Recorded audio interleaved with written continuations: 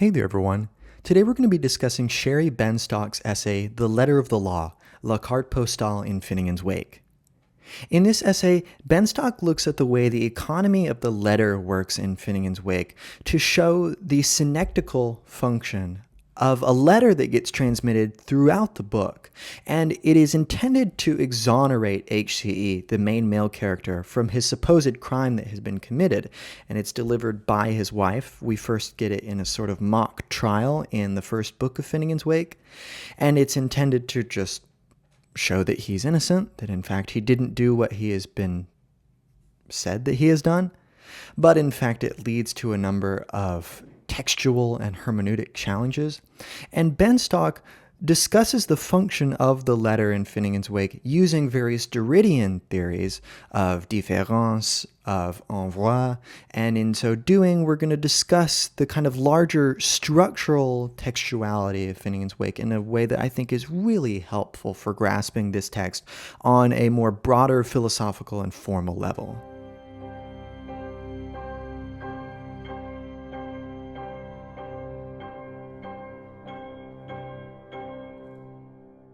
In opening this essay, Benstock discusses the title Finnegans Wake, which notably does not have an apostrophe in the word Finnegans. So it is not the wake of Finnegan, but it is multiple Finnegans, and here it could either be a command telling Finnegans, us, the readers, to wake.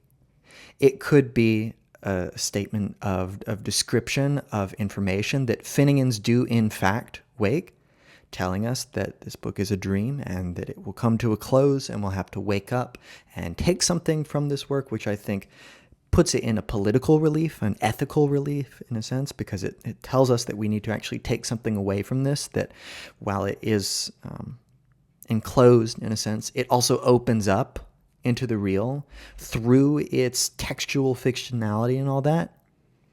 But Benstock says that the complexity of elusive levels in the title suggests the compacted linguistic structure of Joyce's text, a structure that cannot contain the multiplicity of its own meanings, whose borders are overrun by excesses of language, and that such spillage is the wake, whose very title is missing that apostrophe that might direct its meanings.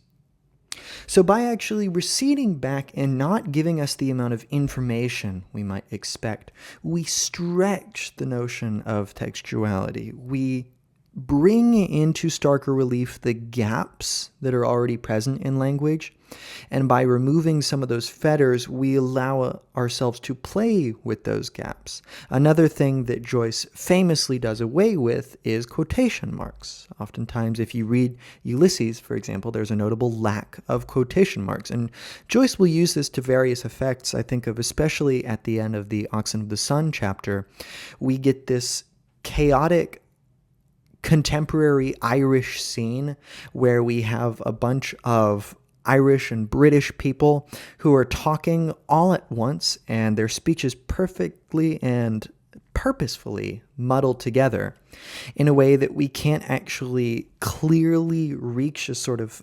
significatory linearity. We can't tell who is speaking at what time and when. There has been some attempts to kind of parse out the layers of this, but Finnegans Wake, because of its accretive style and its compact linguistic structure, as Benstock puts it, it is going to resist being unfurled without losing some of its context.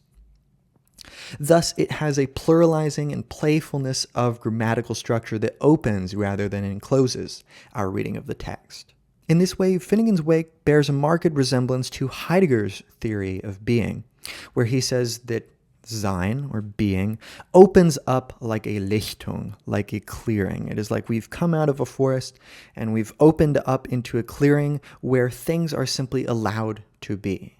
And this goes along with Heidegger's theory of authenticity, which involves letting things be in their mode of being that's appropriate to them, which is, of course, is a whole conversation, and one that Finnegans Wake challenges, because we're asked as readers, how are we to react to this as people who have a certain critical distance, insofar as we are a reader of a text that we're holding in our hands, But on the other hand, one that we can't get that critical distance from in a properly postmodern sense because we are plunged into the text so thoroughly that we are trapped in this midden heap, as Finnegans Wake calls it. This sort of collection of linguistic and cultural trash that prevents us from enclosing the text because we ourselves are enclosed in it, but in such a way that Finnegans Wake will actually play with the potential of the text to thereby open up. It's very much a paradox. And this paradox can be seen in the sort of largest and most obvious formal element of Finnegans Wake, which is that it begins in the middle of a sentence and ends at the opposite end of that same sentence, ending incompletely. Thus, it is a text with no beginning, a story already embarked on its telling. We're sort of behind the text, and not in a way where we can get behind it and unearth it and ground it, so to speak, but rather we ourselves are occupying this earth with the text. We are part of the same environment, and it is a textual environment, and it is also a cultural and political and temporal and historical environment.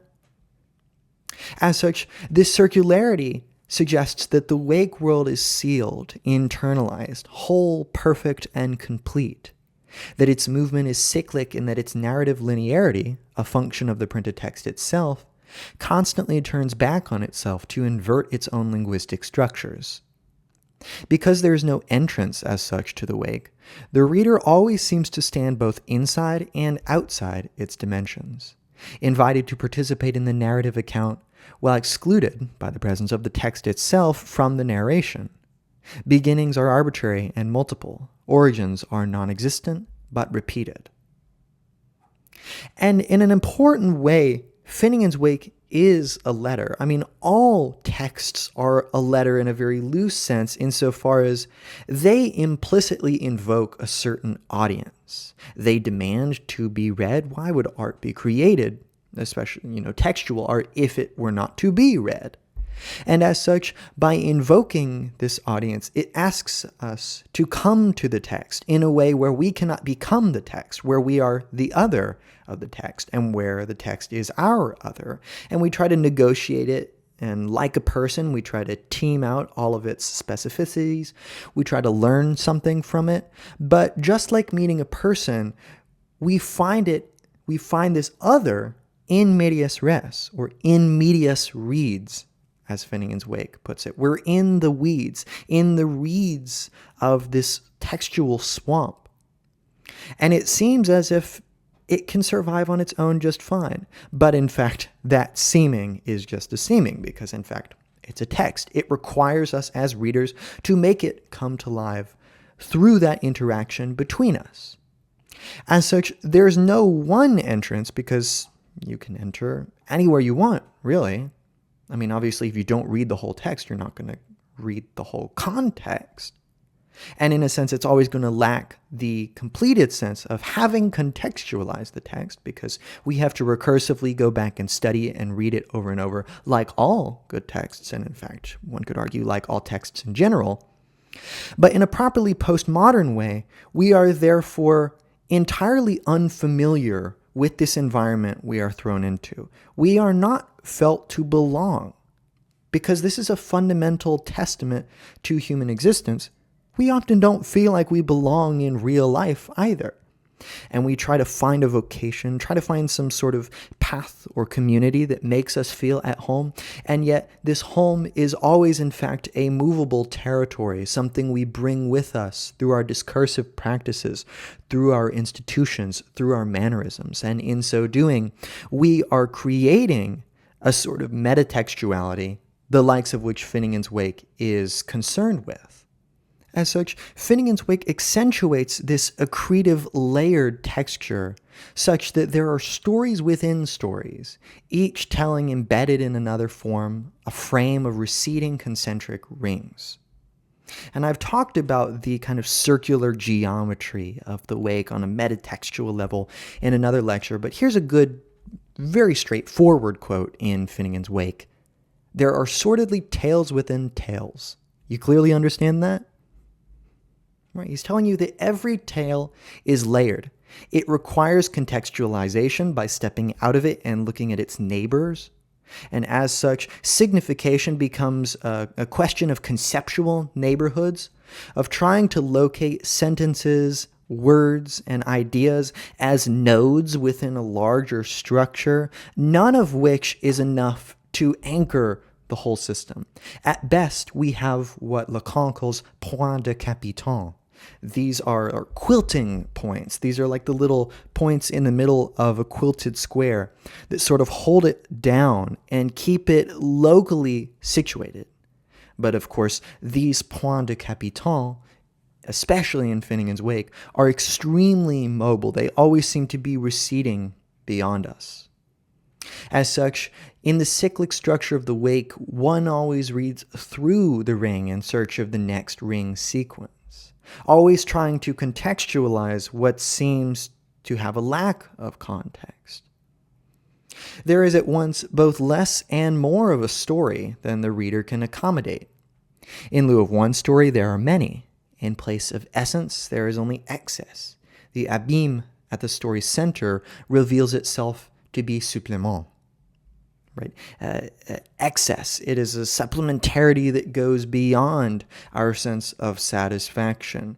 It is both a void and a pregnant pause, teeming with possibilities. It's a probability space, really. There is nothing certain in the text. So we as readers must try to anchor local points of recognition, of comfortability, and sort of shift around these elements and figure out, okay, what are the distant hearkenings that this motif is making? Is it a motif at all? Is it a larger theme? Is it a character that's being discussed here in a very flamboyant way?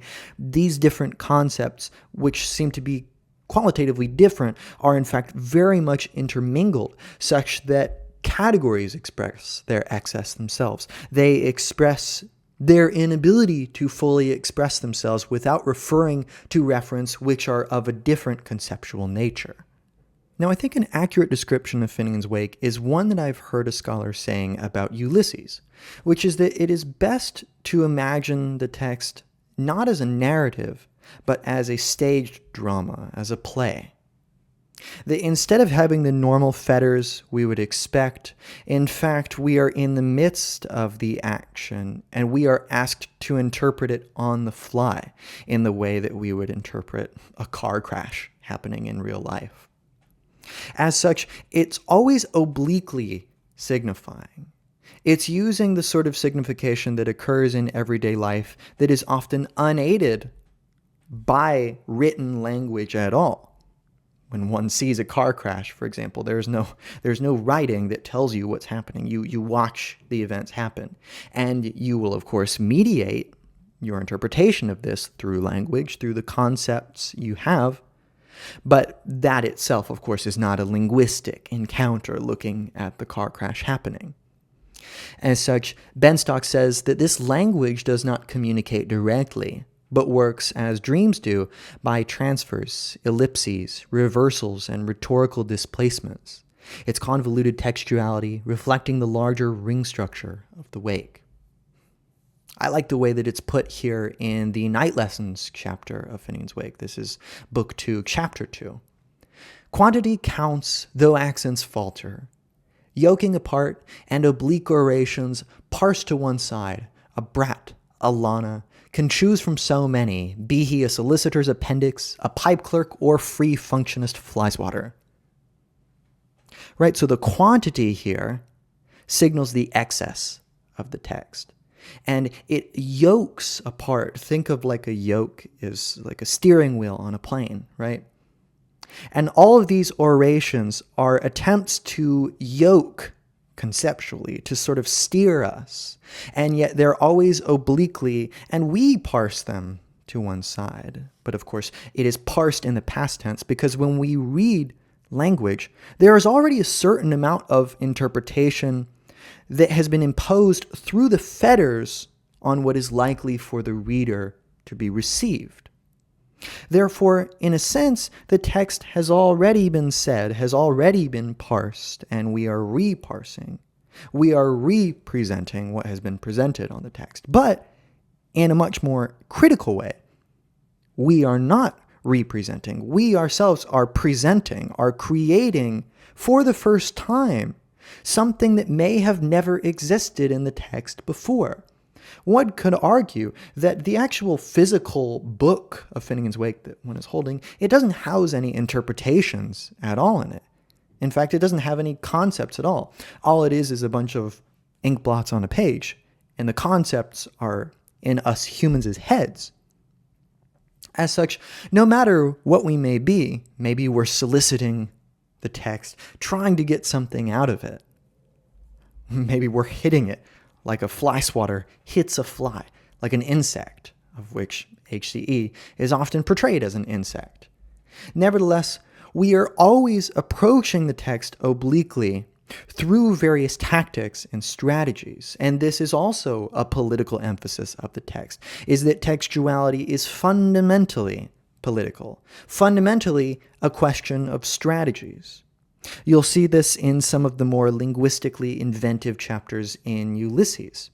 Take Proteus with all its conceptual confusion concerning various philosophers. It kind of heaps up in a conceptual heap. Or The Oxen of the Sun, in which we get a faux teleological development of the English language from early Latin translations up to contemporary speech in a number of different dialects and idioms. All this shows us the flexibility of language and the fact that all language serves certain purposes which are political. It serves to tell us what is proper speech, which is tied to certain institutions and certain norms. And by doing so, it is always, when reproduced, carrying those strategies with it and tacitly has them laden within the language. As such, this literature is laden with all sorts of mystifications and oblique references which seek to both encapsulate us and also provide us the tools by which to disassemble the conceptual apparatuses that exist. Now, the characteristic polyvocality of Finnegans Wake entails digressive movement and divergent character.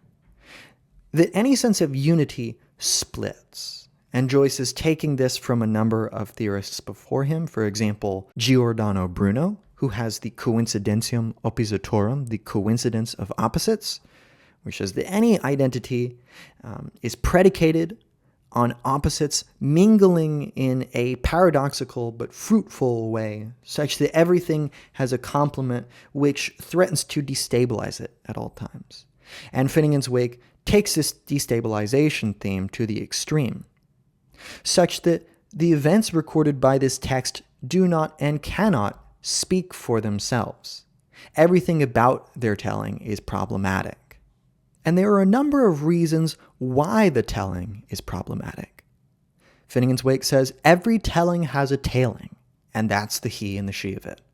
That every communicative act is at once a tabulation of facts and at the same time a fabulation of myth.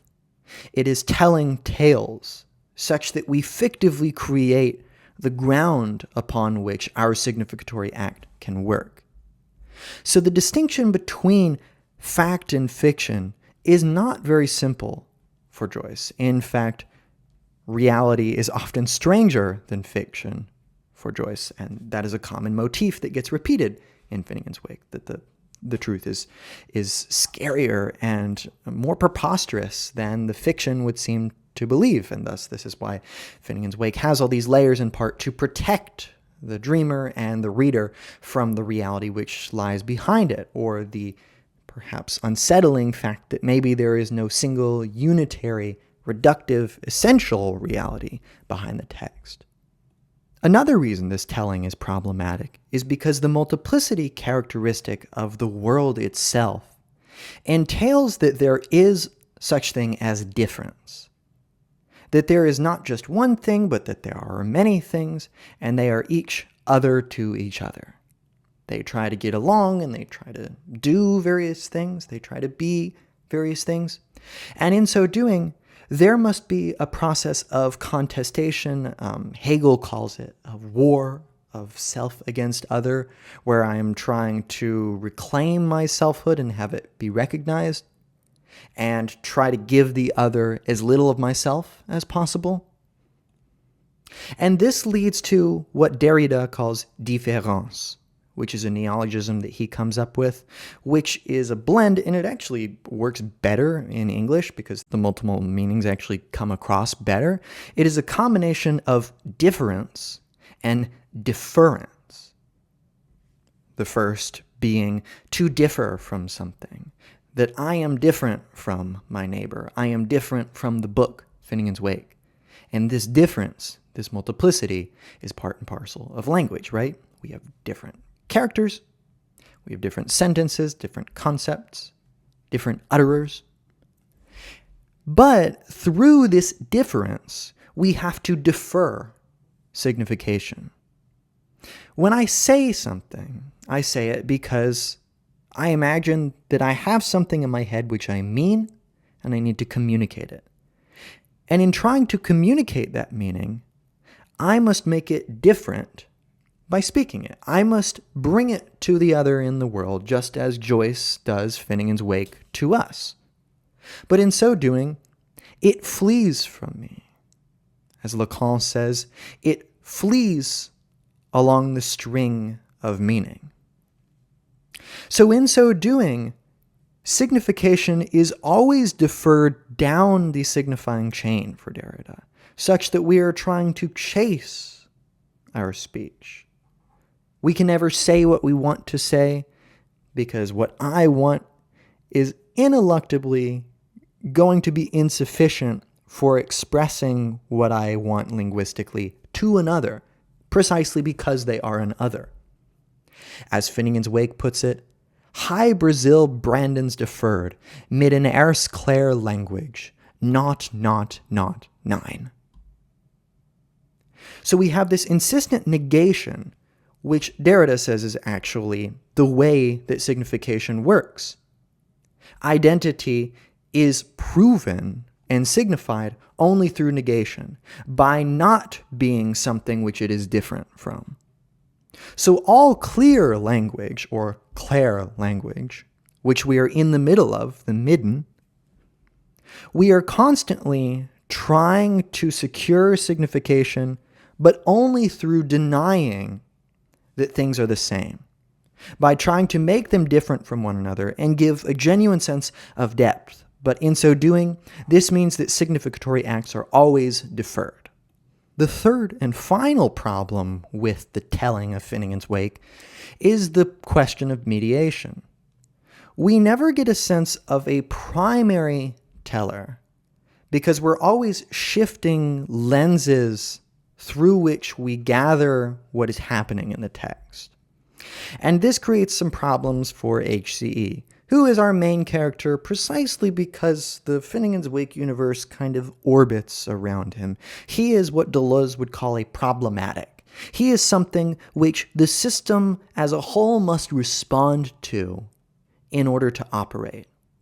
It presents itself as a problem or a question which fundamentally titillates the system, and in so doing, makes its wheels go round.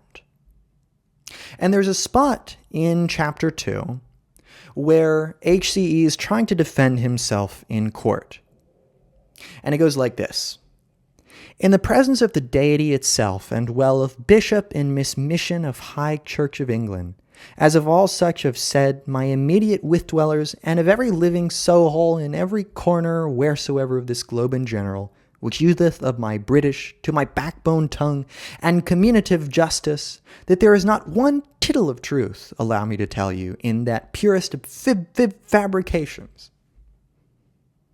So we have here an attempt of defense of signification, of a fact that Finnegans Wake is about an innocent man, that there is no tittle of truth in the fabrications which have been made against him. But we might ask ourselves, what are the fabrications? If we ourselves are amidst, as readers of Finnegans Wake, this process of fabulation, fonction de fabulation, as Deleuze puts it, how can we tell what is a fabrication and what is not? Is Finnegans Wake itself about a fabulated man? A fabricated man? Obviously, that could totally be a possibility. HCE may have no link to any living person. He may be totally made up. And yet it doesn't require that he has a truth value. He doesn't have to correspond to some empirical entity for his story to be important for us. So all of this performative stuff that he tries to do to defend himself is in fact layered with all sorts of symbolic significance. For example, his stutter. He says soul instead of soul because he sort of trips over his words, and especially fib fabrications. It's almost as if he knows it's not a fabrication, or maybe that is precisely the reverse psychology of this rhetorical posturing. But the problem is, we don't get an unmediated grasp of HCE's mind, for example.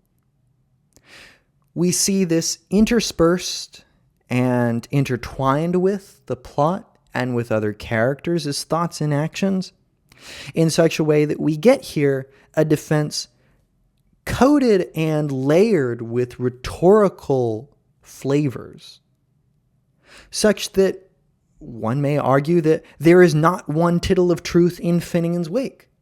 It's not about truth, because philosophy or literature is not about truth. Truth has all sorts of metaphysical implications, and Finnegans Wake is fairly not, it doesn't care about that. Benstock continues, as frames for the Wake, the circle and dream are compatible in relying on the linguistic devices of repetition and deferral to achieve their effects, each trying to frame a picture that is obscured, each trying to limit a story that is both impossible to tell and insistent on telling itself. And I find this really relevant on an existential level, because this is how we approach ourselves. We are insistent on telling ourselves, on using language as this unique capability by which we can communicate and get to know one another.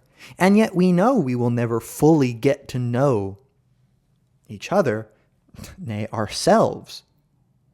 As such, Finnegans Wake situates its loss and constitutes its infinite deferral. It itself is a promise that there will be no end. We only discover versions, repetitions of that story, versions that commenced before we began to read the book that tells them. Finnegans Wake is in part a chase at the tempo of signification itself, in which we always find ourselves attempting to catch up to that which has already happened, documented, and been disseminated. We witness the effects, not the authentic or the unmediated action of HCE. What is language if not insistent conceptual mediation? So we're always trying to chase something like a letter, as we are in Finnegans Wake. A letter which has been told concerning HCE, which is being communicated via ALP, which has been written by Sean, and which has been disseminated through the Postal Service via Sean. So we have this signifying chain of mediation, such that Finnegans Wake writes, somewhere, apparently, in the gin and go gap between antediluvius and antedominant, the copyist must have fled with his scroll.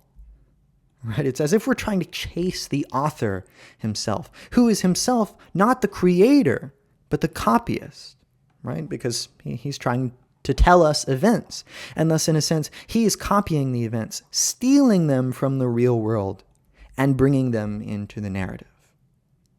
As such, the Wake's effort to recuperate the lost history of its story constitutes an effort to find a language in which the dream can tell itself, to account for the loss of its own origin, its own ability to speak, right? Because the text does not speak for itself. We must be its conceptual, its physical mouth. We must become the mouth for mute words, just as the mute and jute dialogue occurs in the opening chapter of Finnegans Wake. That dialogue between us as readers and the text as an object of excitation requires that we stand in. Thus, Benstock says that a reading effect of this text may be the enforcement of its very textuality, the repressed desire described by the Wake dream, present in the act of writing the Wake defines.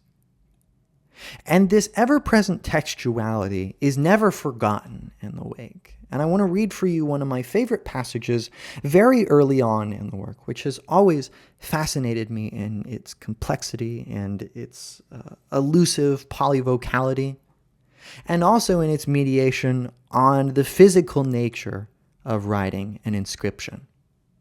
It goes like this. But the world mind is, was, and will be, writing its own runes forever. Man on all matters that fall under the ban of our infrarational senses, for the last milch camel, the heart vein throbbing between his eyebrows, has still to moor before the tomb of his cousin chairman, where his date is tethered by the palm that's hers. But the horn, the drinking, the day of dread are now. A bone, a pebble, a ramskin. Chip them, chap them, cut them up always. Leave them to Terracook in the mothering pot. And Gutenberg, with his chromonom charter, tiding fast, and great primer, must once for omnibus step rebredect out of the WordPress, else there is no virtue more in alcohoran. For that, the ripped one warns, is what paper is made of, hides and hints and misses in prints. Till ye finally, though not yet end-like, meet with the acquaintance of Mr. Typus, Mistress Tope, and all the little tip-toppies. Philstop. So you need hardly spell me how every word will be bound over to carry 70 top-tipsical readings throughout the book of Dublin's giant. May his forehead be darkened with mud who would sunder, till Daleth Mahumma, who oped it closeth therefore the door. Now again, among the various themes of this passage is the physical nature of writing, the cyclicality of writing and signification, and the actual process, historically and technically, of printing. So the world is writing runes, these being Nordic symbols, one of the early languages in Northern Europe, and it's writing it forever, cyclically. Everything that falls upon our senses is, in a sense, in a textual interaction for Joyce. Thus, he's hinging on this sort of postmodern turn of the deconstructionists, who want to emphasize the linguistic nature of subject-object relations, of signification, of discourses themselves. And thus, we see that a bone, a pebble, and a ramskin become the surfaces on which we inscribe our text. And in fact, this is a reference to a lot of early manuscripts we have of the Quran, which were written on items like this. They were written piecemeal on various things that we could find them on. Hence, Al-Quran is mentioned here. We also have in here Guten Morg, right? Gutenberg, but like taking place at a morgue. So we leave our language to Terracook in the mothering pot, in this historical congealing pot of wherever we happen to have found these manuscripts. And when we take them out, we can bring them out of the morgue they were in, out of the WordPress they've been in, and by which they gain the virtue of language and of difference, because we return them into a conceptual space where we can talk about them. And by highlighting the historical contingency of textual inscription, Joyce is accepting the fact of divergence and splinterage. Hence, paper is made of hides and hints and misses in prints. Hides being the animal hides on which a lot of early writing occurred. Hints, right? So this oblique language whereby we hint at meaning without explicitly saying it in the most straightforward language possible, because that's not always the best language. And also misprints, where we miss the mark of saying what we wanted to and we have to go back. And of course, the text will eventually get to the typesetters. And they will have to type the text up, and yet not end like. This will not be the end of the text. The text continues to live. And for example, genetic critics are very interested in unearthing this historically contingent process of the development of Finnegans Wake and bringing this into critical relief in our studies of the text academically. So we actually try to bring into the present this contentious process of typesetting, of drafting and proof texting and all this. So Joyce is telling us here on page 20 already that you don't have to tell him how every word is bound to carry 70 readings. Top-tipsical readings, topsy-turvy meanings. Because this book is fundamentally cyclical and evasive, because it is the book of doublings joined, that is, of double ends joined, right? We have two ends of the book joined because they share syntactically in the same sentence, even though arguably they do not share narratologically. They're not being narrated by the same character. They have very different diction and syntax and the mechanics of the way they relate to the context around them. They're not simply two halves of the same sentence. There is something different happening at the beginning and end of the book when we encounter this text from different sides. And yet, nevertheless, this is a text of double ends joined. It is a circle. And one of the examples that Benstock uses to highlight this circular textuality of Finnegans Wake is from the Night Lessons chapter again. And it just brilliantly and succinctly gives us this twisted tale of letters. It goes as follows. All the world's in want and is writing a letters from a person to a place about a thing. And all the world's on wish to be carrying a letter to a king about a treasure from a cat. When men want to write a letters, 10 men, ton men, pen men, pun men, want to rise a ladder. And den men, dun men, fen men, fun men, hen men, hun men, when to raise a leader. Is then any letters day from many peoples, Daganasanovich? Empire your outermost, a posy chord, please. Now in Benstock's gloss, she says that this particular letter to a king from a cat is from Izzy, the cat, to her father, His Majesty, who is here her literary subject, about a treasure, probably her pussy, the object of his desire that initiates the letter writing, that makes letters jump back and forth across the abyss of repressed desire. As a writer, she occupies a modesty's office, that is also a majesty's service, which includes the postal system that delivers the letter's treasure, but one that is potentially threatening to the majesty's authority. Through the letter, through the action of desire, she can reverse his rise on the ladder, undermine that sexual power of his authority. She utilizes a posy chord, a postcard. And in fact, she can be seen to be pulling his body libidinally via the cord of desire in such a way that she causes his ladder to rise, to give him an erection. So this very interesting text is in an important way about the reclamation of female sexuality. Benstock says that her writing is the return of the repressed. It is the trace of desire. And thus it is her ability to try to team out her place in a male world, told primarily through male mouths. And yet, of course, the most important exonerative capacity in Finnegans Wake comes from the letter which is told by a female mouth.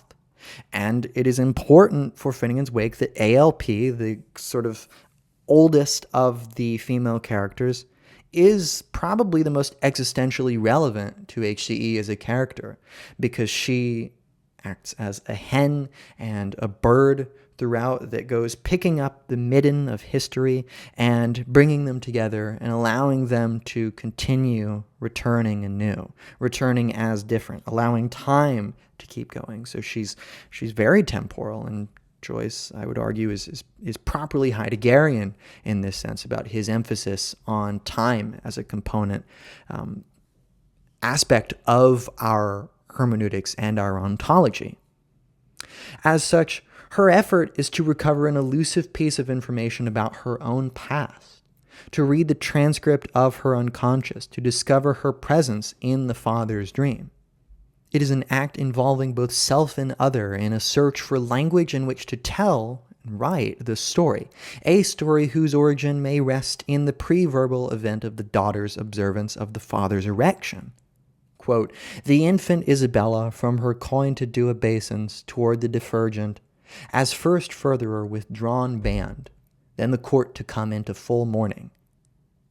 Self and other try to bring unconscious events into consciousness through language. The other, the dream or mirror image, tries to tell the self what she knows. It is through the mirror of these two counterparts that we find a means of communication.